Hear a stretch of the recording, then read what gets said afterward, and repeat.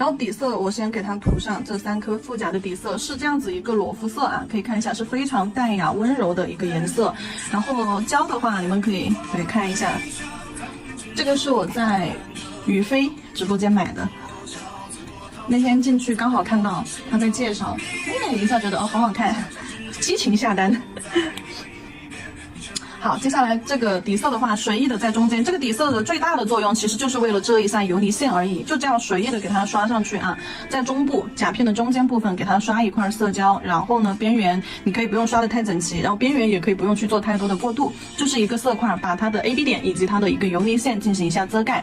一般我在做彩绘款的时候，我的底色都是做的偏随意的，对，因为重点的表现的话是在款式上面。好。只要把中部这里的颜色刷上就好了。好，刷好了之后拿去给他们照灯。照灯时间30秒啊。对的，小猪。这2颗这个底色，其实这2颗的底色都是差不多的做法，都是基本上一模一样的。然后我刚刚在没有做雕花和饰品之前，已经上手戴了一下，十分的好看，十分的好看。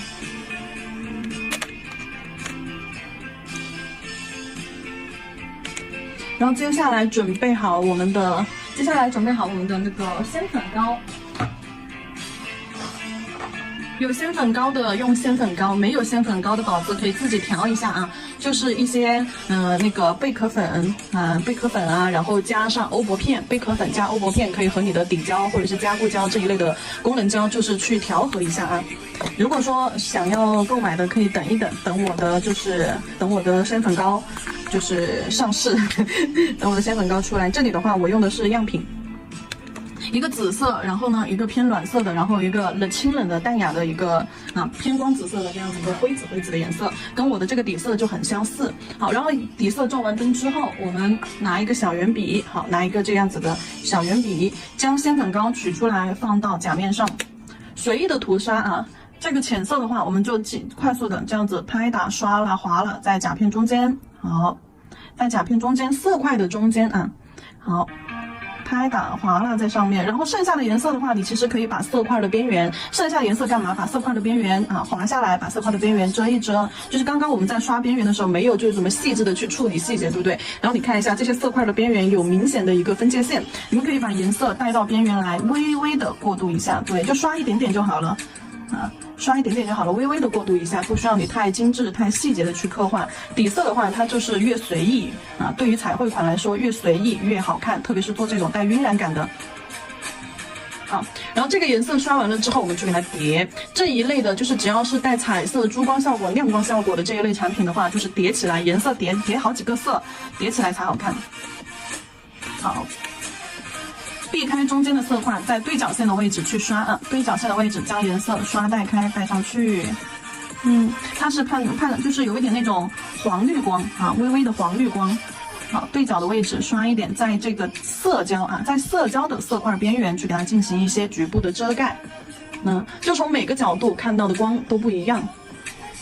所以说你看我们的色块布局也是有一点的小心机的啊，在我们的中部色块的中部刷的是最浅的这个色，接近于底色，然后呢在色块的对角线位置刷的是带彩光的鲜粉膏。好，不要取太多啊，不要取太多，刷子上取一点点就够了，可以看一下，很薄很薄的一点点。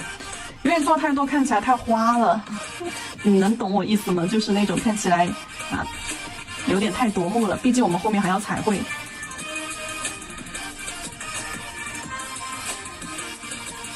好，刷上一点点之后，那每个角度它的一个反光效果都是不一样的。色块按照我们的这个鲜粉膏啊，按照我们底色色块的对角线位置去拍。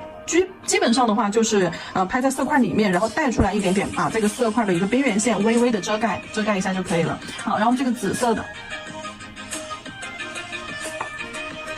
的也是刷在我们对角线的位置，但是呢是在那个暖色的旁边啊，黄光的旁边，黄色鲜粉膏的旁边来一点紫色，也可以往中间带一带，好，往中间带一带，和那个灰紫色的那个重叠。啊。指尖的话，我要保证这个款式的清透感，所以说指尖我不会完全的给它涂到，指尖是有留白的哦。然后这个甲片上的这个数字的话没有关系啊，甲片上这个数字是在甲面上的，等一下刷一个底胶，刷个封层啥的，它就没了。所以说做透款的话，就选这种数字在甲片之上的这种。好，可以刷一点到中间来。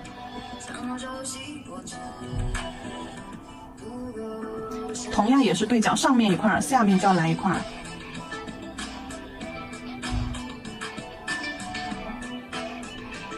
因为中间这个甲片的话，甲片比较长，所以说我可以刷一点颜色到中间来。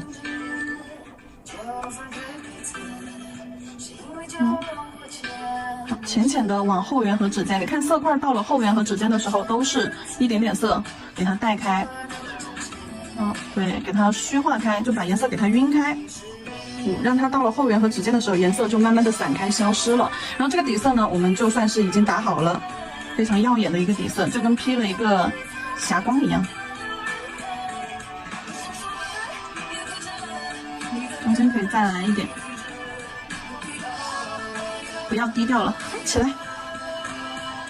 好，然后这里做完了之后，我们拿去照灯啊。这个光的话，我跟你们说，肉眼看的话是非常好看的。直播间因为光线比较亮，它还有一点吃光。收起来，收起来。照完灯之后，我们接下来要用到水彩的白色去给它做一个晕染，让它看起来呢更有层次一点。一般我在做完这种就是全手的这种晕染，然后里面呢又加了这种珠光系列或者是欧泊系列，就比较亮闪闪的颜色，那我一般都会用乳白色或者是用水彩去遮盖一下，让那个颜色看起来有一种雾蒙蒙的感觉啊。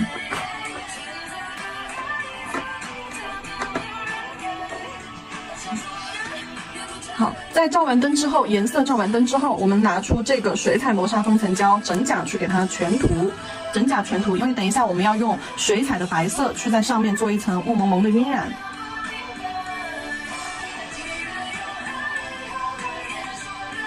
整甲全涂，不用刻意的去包边，只要整个甲面上刷上胶就可以了。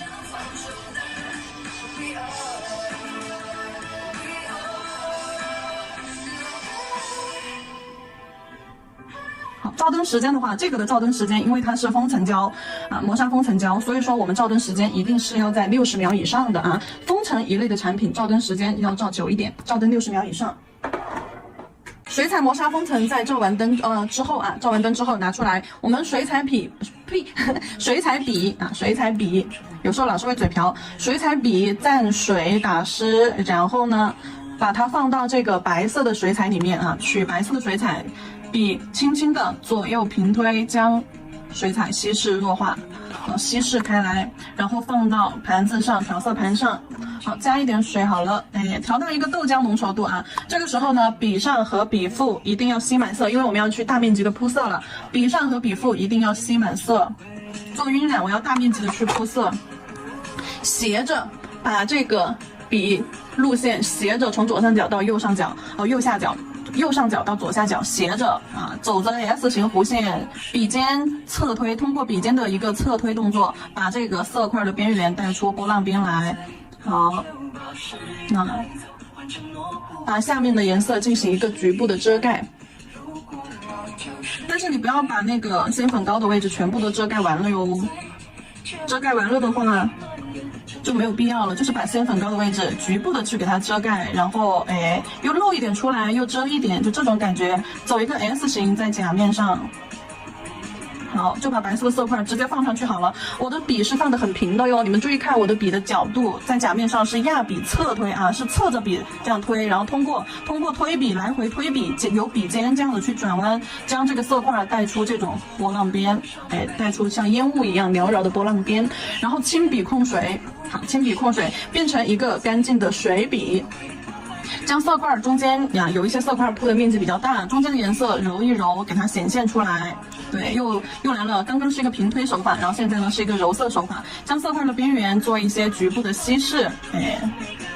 好，好，让一个完整的色块变成一个不规则的晕染色块。就比如说，你看这个，你看这一块，它的边缘这里是不是水彩白色的边缘线非常清晰？这一块色块看起来就会怎么样？比较死板。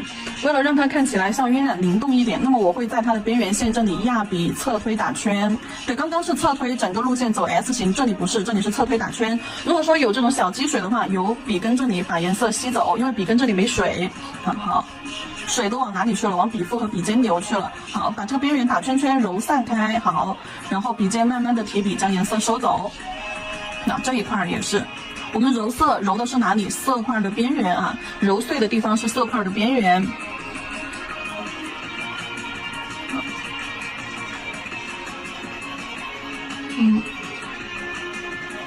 中间也洗一点色，中间把颜色稀释，露出一点点下面的鲜粉膏。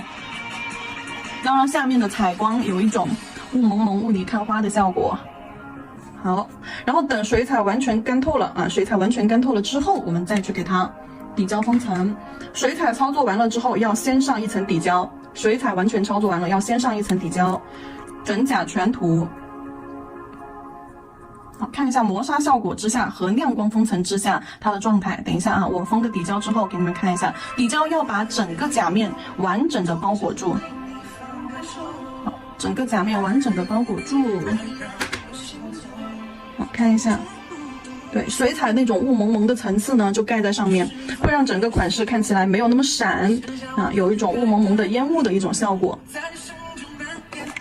好，然后这个的话，我先拿去照灯哦，还有小纸。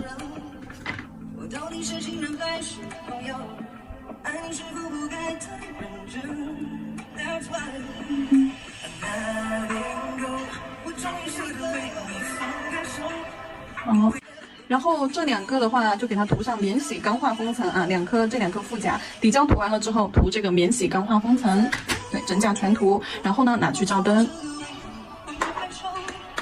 这个小纸是我偷了懒的，小纸我直接涂了封层了，但是你们做刻甲的时候不行啊，刻甲一定要先底胶后封层。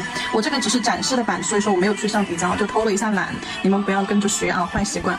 好，接下来我们用白色的水彩去画一个鸢尾花，这个时候白色的浓度就不能再是这样子的一个豆浆浓度半透状态了，白色的浓度就要无限的接近于我们的彩绘胶的一个浓度，就是达到它最高的一个饱和度。什么饱和度呢？牛奶或者是酸奶粘稠度就可以了啊。好，接下来我们取色，直接在白色的水彩里面把笔打湿，好，杯子里面把笔打湿，然后呢，用湿润的笔在这个白色水彩里面左右揉搓，好，左右揉搓，搓一会儿，把笔换一个方向，转一下笔，好，这样转一下笔，换一个方向，你不要一直揉一个地方，一直朝一个方向揉的话，笔尖就容易歪，因为这种笔的话很精细，一般在绘画当中是拿来勾线条、就塑造细节的。那在美甲当中的话，它什么活儿都得干，所以说笔的话就是它的寿命就会非常的短，用着用着毛尖就歪了。那当然我们就尽量的注意一下啊。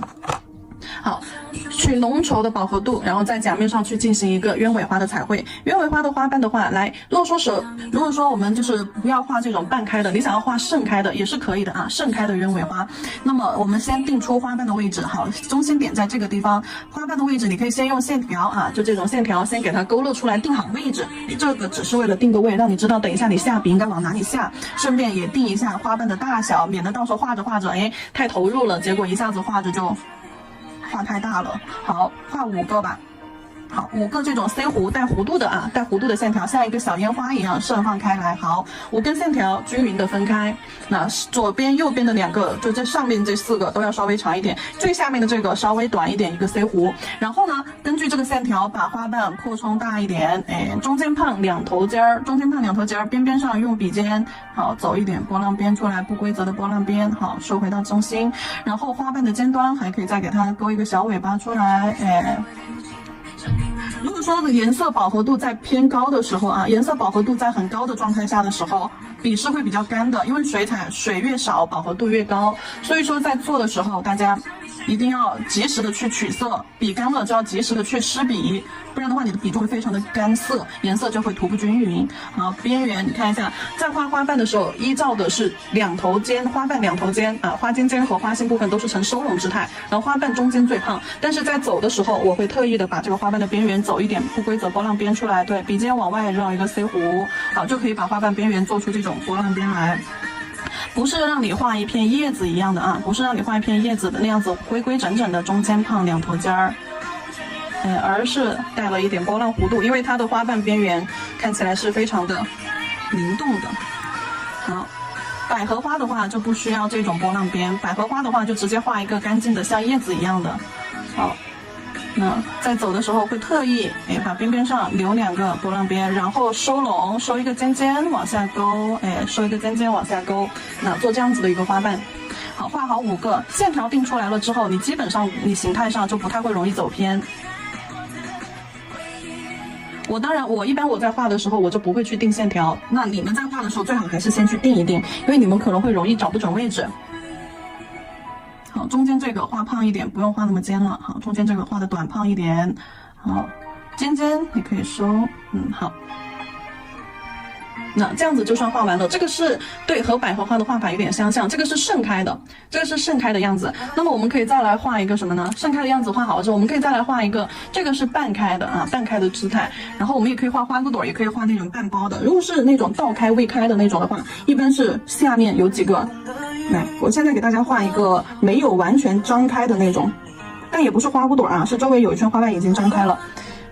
在这个位置，在它的下方一点点，我画一个小一点的，因为甲片偏长，所以说它下方的就是空间还是很够的。那中间画一个花苞，花苞怎么画？你先定一个椭圆形，像叶子一样定一个椭圆形，稍微斜一点，不用太正啊，像我的笔这个方向一样啊，像我的笔的摆放方向稍微斜一点，不用画得太正。那中间的花苞先像叶子画一个椭圆形啊，先画一个椭圆形，像叶子一样的形态，然后呢，把它的边缘做的不规则、粗糙一点，对，好，中间这一块包起来。好，花苞画好了，然后呢，在它的两边画一下倒下去的花瓣，两边是 C 弧形，可以先勾线。我画的话，我直接就画了。这里为了让你们更好的看到整个花的形态，你们可以先由定线开始啊。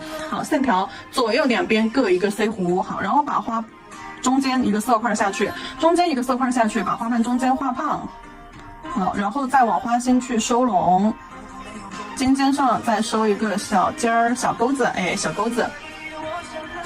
先在它的中间压笔放一个色块上去，然后呢往它的花心收拢，收拢下来，聚拢到一起。笔干了就要不断的去打湿，打湿怎么打湿呢？笔尖尖轻轻的没进去一点，好，带一点水，然后呢重新去取一点色，这里面的颜色还没有完全干透啊，但是很稠，像酸奶一样的粘稠度。好，笔尖打湿，重新取色，边边上刮一下笔，把毛尖儿重新聚拢，好，然后再去进行彩绘。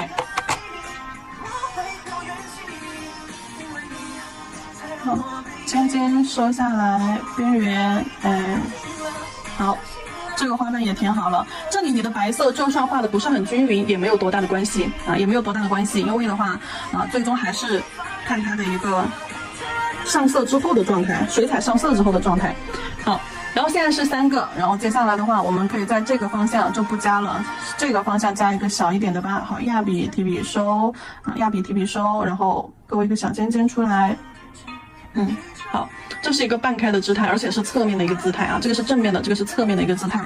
叶子啊、枝干啊那些我们就可以不用画，等一下再去画它的叶子以及枝干那些，我们把花的位置定好了就行了啊。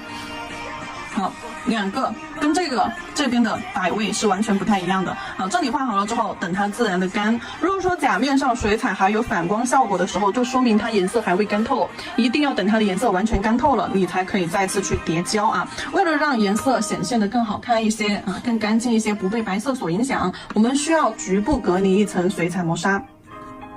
局部去给它隔离一层水彩磨砂，局部隔离的水彩磨砂是不需要去包边的啊，甲面是不需要去画拢的。好，边缘可以留一定的安全距离，把白色花的位置遮挡住就可以了。好，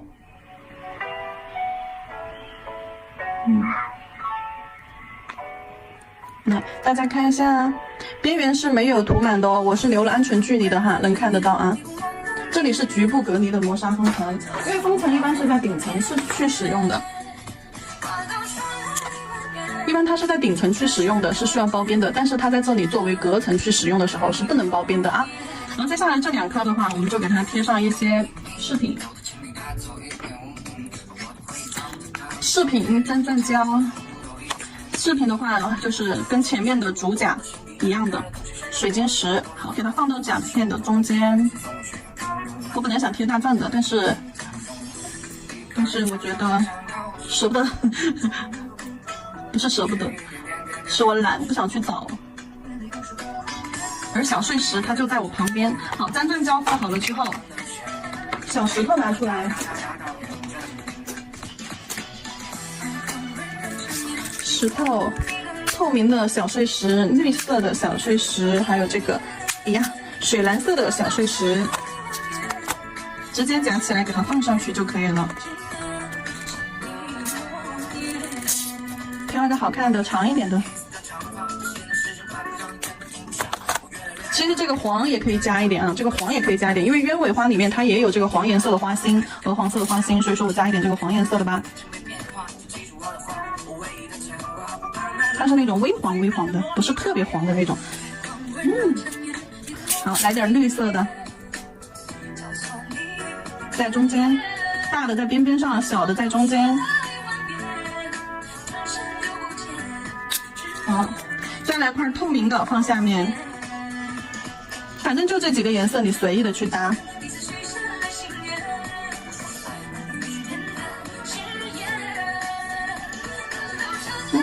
搭好了之后，你还可以给它来一点小珍珠，因为主甲上面有小珍珠。副甲的搭配颜色以及灵感全部要取决于主甲，要跟主甲能够搭得上啊。整个甲面看起来它才会和谐，才不会失衡。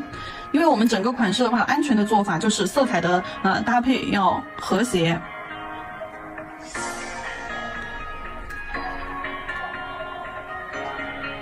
咦，来几颗小珍珠，点在那种石块的缝隙，对，点在石块的缝隙处。特别这种几个石块堆积的地方，可以来一块大一点的。有大有小，错落有致。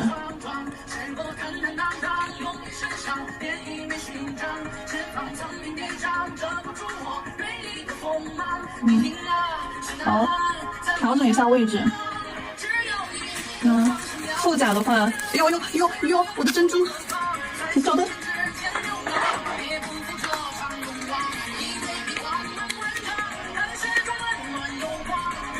这个小的给它贴个黄的吧。起来放上去，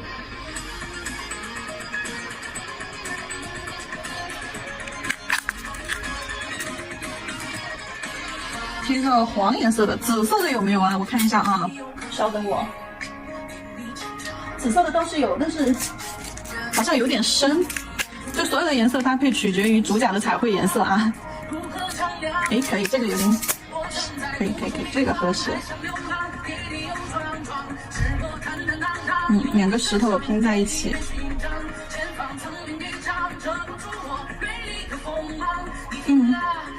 好看。要不要加颗珍珠？桌子上我的珍珠掉了不少，加进去吧，可惜了。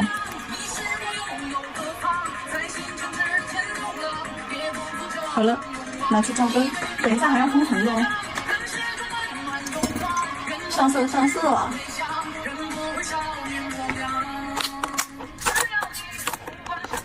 收起来放一边去。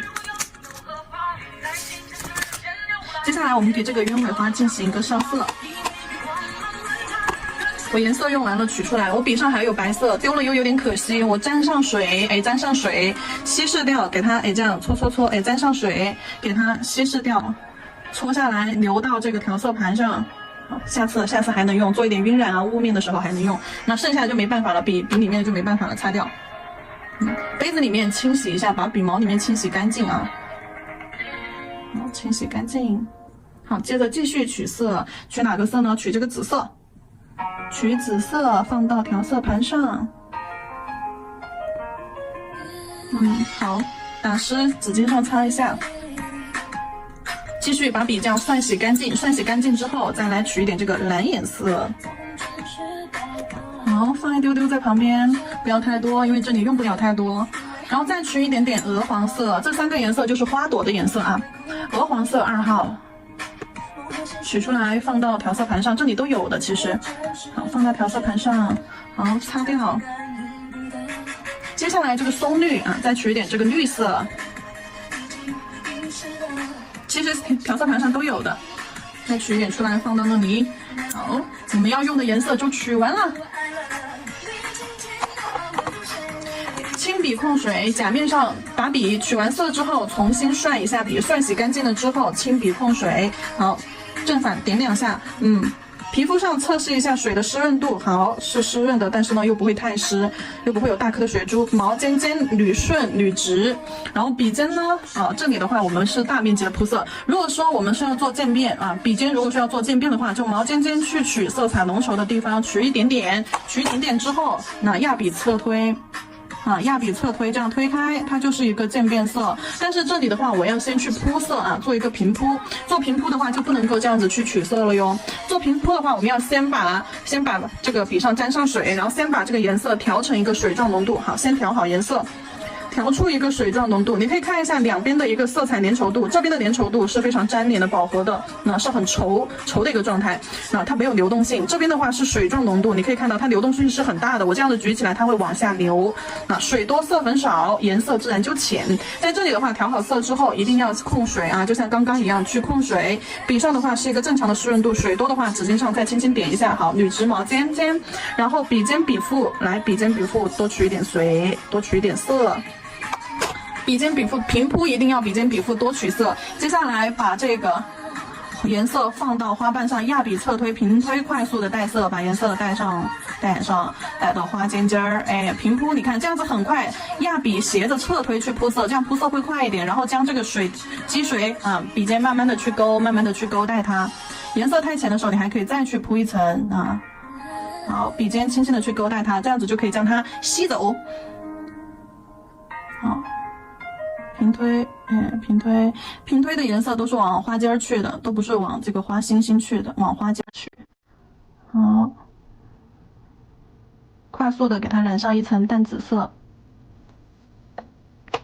这边快速的给它染上一层淡紫色。如果说有积水的情况，你可以用笔尖吸走，擦到纸巾上啊。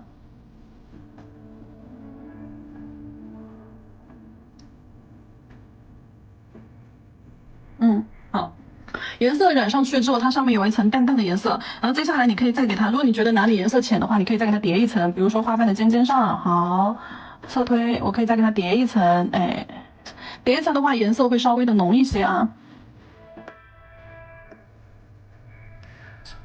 这个太深了，太深的话，轻笔控水，用水笔擦掉一点。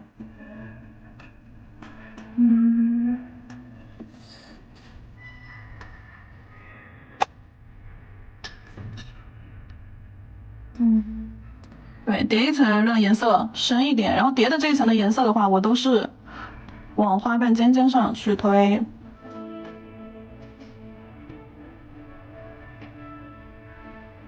填色这里其实手法还蛮简单的哈，往上推，斜着往上扫，往上推，往上扫。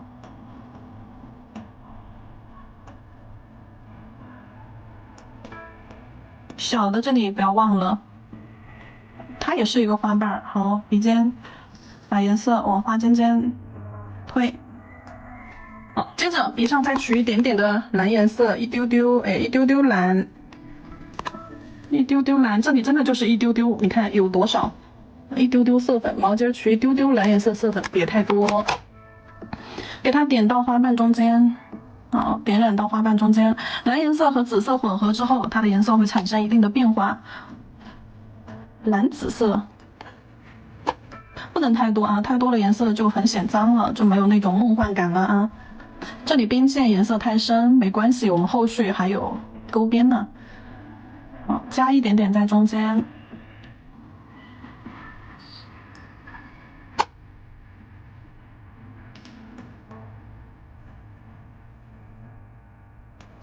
好，加一点点就好了，你也不要加的太多了，让它有一点那种蓝紫的感觉就可以了。然后接下来的鹅黄色也是取一点点啊，笔尖取一点点鹅黄色在花心处去。加一点点到花心处去。好，加一点点在花心花瓣的位置啊，就是花瓣靠近花心的那个位置，那一节是鹅黄色的，黄颜色的。好，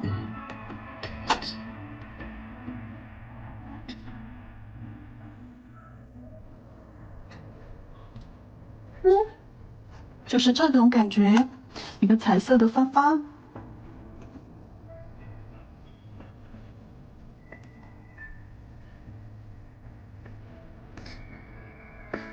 好，画好了之后，可以再给它加一个小花瓣。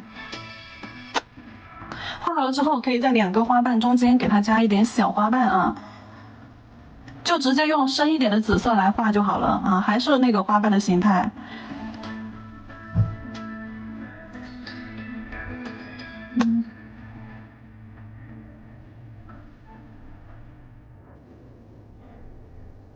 好，加一点小花瓣在中间。仍然是拉着小勾勾尖尖出来，加一点在中间。好，接下来的话，把它的叶子啊这些给它画出来。叶子，这里的话我就不去勾一下吧，勾一下吧。我们再用深一点的紫色啊，浓稠一点的紫色勾线条的话，色彩的浓稠度、色粉的浓稠度要达到一个酸奶或者是牛奶的一种浓稠度状态，你才能去勾出又细又实的线。好，利用毛尖尖一点点把勾，花瓣的小尖尖勾出来，对，强调一下花瓣的轮廓。浅浅的勾一下，不用勾太粗啊。中间花瓣的脉络也是浅浅的，可以给它描一下。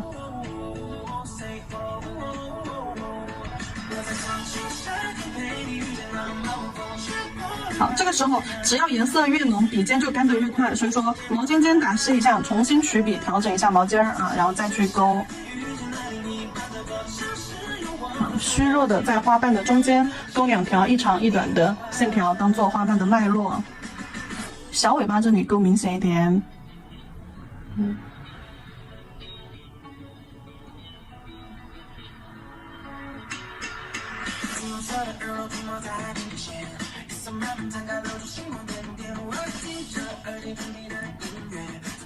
好，对了，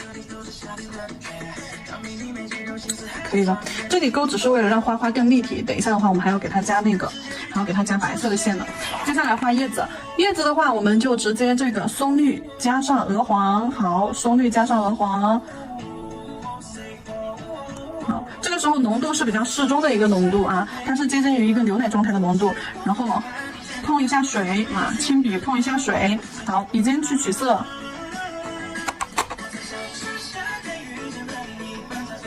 在下方，在花瓣收拢的这个位置画2个小叶片，把它包住。2个小叶片，左边一个，右边一个，收下来，左边一个，右边一个小叶片，花萼部分。然后这里的话，你就直接勾就行了啊，这里直接勾就行了，往后勾出去。看不出来也没有关系，一个朝上，一个朝下。然后在它的小花萼下方再来一点小叶片，再填一下。好，添一下，让2个叶片中间分界线明显一点。好，再来个小叶片贴着枝干，包着枝干啊，小叶片包着枝干收下来。轻轻的笔尖点一下，这里就有一个小叶片了。尖尖小叶片是包着枝干往下走的哦。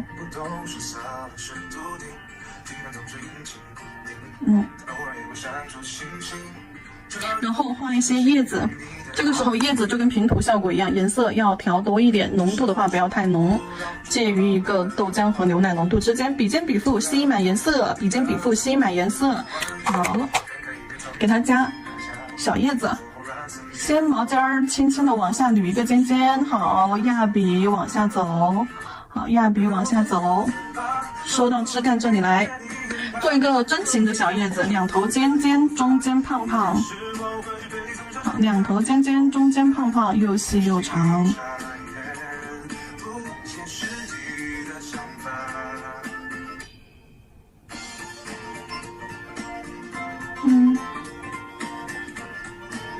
这边可以反向的对，两个叶子有一点交叉，哎，交错路过，避开花瓣，往旁边去。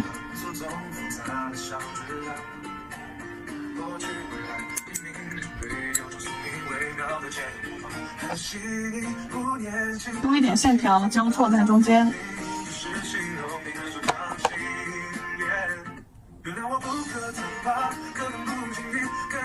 叶子里面也可以勾一点脉络啊，勾一点小细线，来一点脉络感。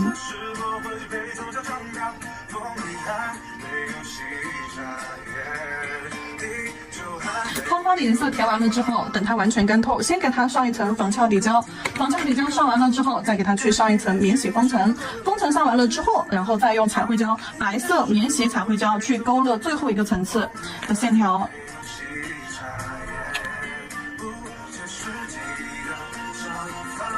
因为那个白色彩绘胶是免洗的，它是可以当做一种微浮雕啊，去勾一种微浮雕线条，在封层之上去操作，不用单独封层的一种胶。所以说我们是先封层啊，先封层后勾线。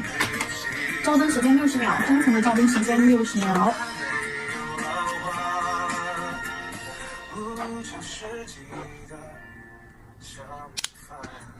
然后这个贴了水晶石的这几颗，这2颗贴了水晶石的，给它把那个晶石部分还有甾钻胶的部分补一补。拿出封层，全封，除了钻不全封，这些东西最好都给它全封一下。刷到表面上，对，好，先往表面刷，表面可以稍微先刷厚一点。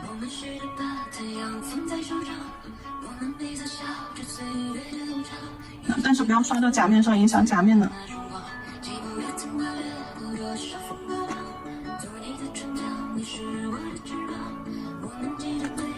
好，刷完了之后调一下细节，嘿嘿，万能笔把这些缝缝里面多余的胶往它的周围带，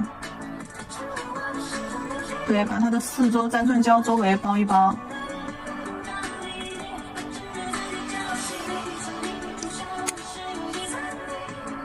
因为万能笔的毛尖会稍微尖一点，它当然会比刷子更好去刷这些细节。拉线笔你得拉到天荒地老了，拉线笔因为那个极细勾线笔太细了，所以说我一般不用它来溜缝。感觉用它来溜缝的话太费事儿了，我手都累了。把这种边边缝缝留下来的胶往周围带一带。我刷的时候，这个石头上面就故意多刷了一些胶。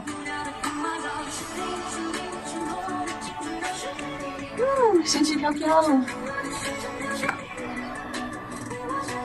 紫色真好看，我觉得。照灯。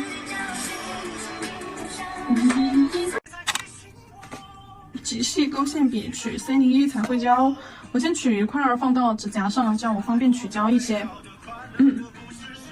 放到指甲上，放这儿。取胶的时候，你不能够直接就这样子就去画了啊，滚笔式取胶。那要用非常细，怎么画出这么精细的线条？一定要非常细的线，非常细的笔，极细勾线笔7号。然后呢，滚笔式取胶，就这个方向划一下，然后转动一下笔。好，这个方向再划一下，转动笔，各个方向去划一下。这样子的话，虽然说笔上的胶非常的少，笔尖也没有什么胶珠，但是呢，它的胶会比较均匀。好，然后接下来把它的花瓣沿着紫色的线条勾勒一圈儿。哎，这里的线条勾的虽然很细很短，但是呢要灵动，不是勾直线啊，都是勾的弧线。线条呢不要去做包裹，不要把整个花瓣完全的给它包裹住了，只把它的大概形态轮廓走一走就可以了。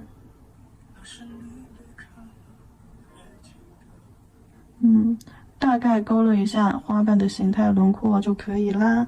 然后中心点2个点儿，当做是花心。对，你看我没有去画花心，就是为了这一步去勾花心。好，花瓣尖尖勾一个 S 型小线条。再看我怎么勾的啊，比如说下方的这个花瓣，我花瓣的线条都是一段一段的。好，从花心这个位置虚虚的勾一条线，好，勾一条 S 型的线，跟着它的边缘走，然后收，然后接下来再划一次胶，每一笔都要重新去划胶取胶啊。然后从花瓣尖尖上啊，花瓣尖尖上起笔勾一个小钩子，好，小钩子回过去，那勾一个小钩子，线条可以不用相互连接。好，然后接下来这边，好，勾一个小 C 弧。好，然后再给它勾一个小 C 弧，把这边的花瓣包一下。好，那这个花瓣就完成了。线条是分的一段一段的去勾的哦，哎，这边一段一段的去勾的。好就可以了，不需要去多做描述，不是把整个线条，不是一整根线条把整个花框起来啊。咱们的线条要有虚有实，有虚有实，有硬有软，哎，虚实结合，粗细结合。那甚至你看这个边边是非常细的两个小短线，就把这个边边给它概括完了。线条与线条之间都是留了开口的，你看线条与线条之间没有完全的进行一个交接。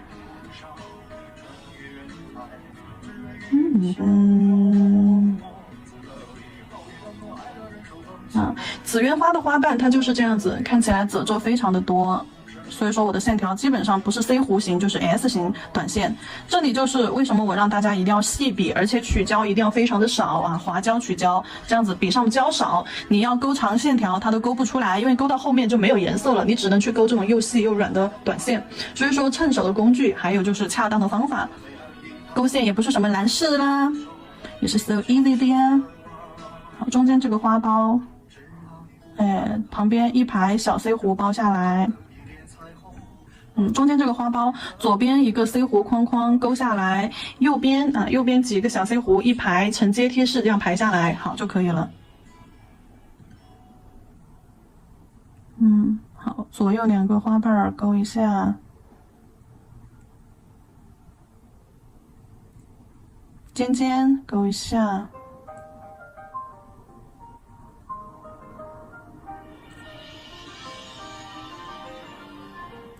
好了，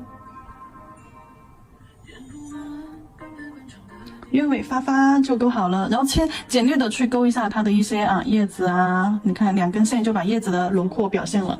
好，两根线一左一右就把叶子的轮廓表现了，枝干勾一下。好，中间勾一些代表氛围感的线条交错。中间勾一些线条交错在里面。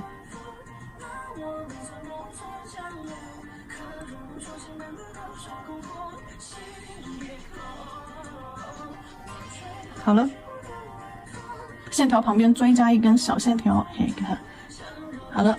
然后这一颗再给它贴上饰品，这种小石头饰品啊。为了节约一下大家的时间，我就直接贴吧。找一个透明的石头，贴个小透明就好了。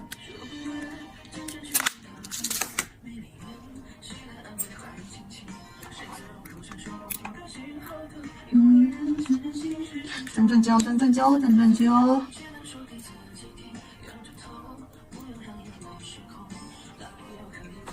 取上转转胶，我这里线条还没照灯，我只是想要快一点。你们的话一定要先照完灯再去贴哦，万一碰花了或者是没摆对，那到时候要重新做了，可就不怪我了。除非你足够自信，不会出错，那你就可以像我这样把一些步骤省略掉，压缩成一个步骤。好，拿去照灯吧。